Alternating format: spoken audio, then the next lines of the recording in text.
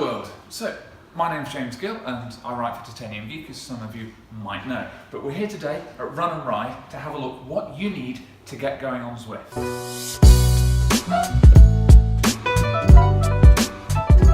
Now, on Facebook and all the various platforms, you're going to have people say you need a Neo, you need a foil, you need a massive TV. And don't get me wrong, stuff like this is really, really fun. But the question is, what do you actually need to get going? We'll have a look at some of the cheaper options and also some of the more expensive systems you can use over the next couple of videos. What do we need to get going on Zwift? Well, you're going to need one of two things at least. You're either going to need a computer or an iOS compatible device. So Zwift has taken over the whole Apple ecosystem. It works across the whole board. Apple TV, any of the Macs, Apple iPads and Apple iPhones. They're easy ways to get in, but there are a couple of compromises there. If we're going to go with a computer route, then we're going to need one of these. So a dongle that allows the computer system to communicate with the bike's sensors to actually translate your watts onto the screen. What's the absolute basic thing you need for getting onto Zwift? Let's assume that you've got yourself a nice bike already and you've got yourself a turbo trainer that you've used in the garage. The one thing that you absolutely need is a speed sensor. You're going to put that on the rear wheel and this will communicate with Zwift to tell you how quickly you're going. Basically, make your guy or girl spin round the Watopia tracks. But not all sensors are created equal. Everybody's heard of Garmin, they're synonymous with cycling, but most Garmin sensors will only broadcast over ANT+, which means you're out of luck when it comes to trying to get Zwift running on your iPad. When you're looking to buy sensors, it makes more sense to make sure you have ANT+ and Bluetooth compatible sensors. Yes, a dual compatible sensor is probably going to cost you 10, 15, maybe £20 more than a straightforward ANT+ sensor, but you're future-proofed. You're going to be able to transmit from your sensors to the computer. You're also going to be able to transmit to Zwift on any of the Apple devices. You might be really lucky, actually, and have a computer that has Bluetooth built in which case you may have something like a polar heart rate strap, for example, that is a dedicated Bluetooth-only device. That's going to work straight away. But if you're buying from scratch, it's going to help your wallet in the long term to make sure you've got dual sensors, so both Bluetooth and ANT+. What about the guy that says, no, and I've got my great stonking desktop with a massive NVIDIA graphics card on there, I want the best possible graphics I can. What happens if that system doesn't have Bluetooth on board? Well then, you need to buy yourself an ANT+ dongle. Okay. That'll allow ANT+ sensors to transmit to the computer. You could also buy yourself a Bluetooth dongle, whichever flavour you'd prefer to go with, but thinking about, again, future-proofing yourself. Personally, I like to run on ANT+ on the computer at home, and then Bluetooth on the iPad if I'm travelling, something like that. The thing to bear in mind with these is, you can buy your Garmin sensor and pay through the nose, or pop on Amazon and get it from $10.99. Your call. In terms of ANT+ dongles, again, some are made better than others, and by made better than others, I do mean the physical hardware. They all transmit the same signal. You can buy a simple USB key, which is going to slot in the front of your system, or you can put something a little bit chunkier out, like the TAC sensor, which attaches via USB cable and can go right underneath your trainer. Personally, this is the one that I use at home because it's a massive block of resin. I've stood on this many times with cycling shoes. It doesn't care.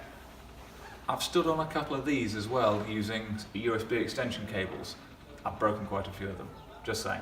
So we've talked about your speed sensor. This is the most important thing to get started on Zwift. And that's going to, well, it's a speed sensor, tell you the speed that you're doing, and from that allow you to do your workout in terms of how far you're going.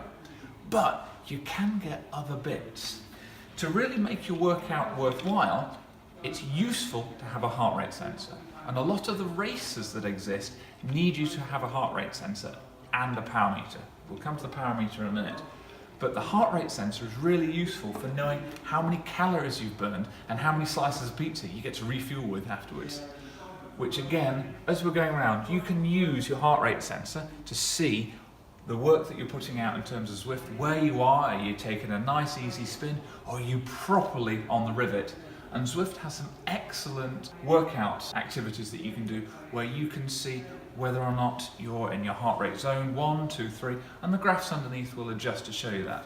So what we've said so far is the basics of getting you spinning on Zwift. We're making the assumption that you've got a bike and you've got some form of trainer back at home. Whether or not it's just an A-frame trainer and a manual resistance unit, doesn't matter, that'll get you spinning. What about if you want to go a little bit further? You've heard people talking about the hills on Zwift and that there's a mountain climb that's even snow-capped.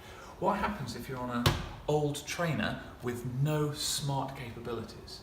Well, smart capabilities, what do I mean there? That allows the trainer to receive signals from Zwift and adjust the resistance so it mimics the hills that you're seeing on the TV screen. Now, there's a huge range of trainers that are available for that.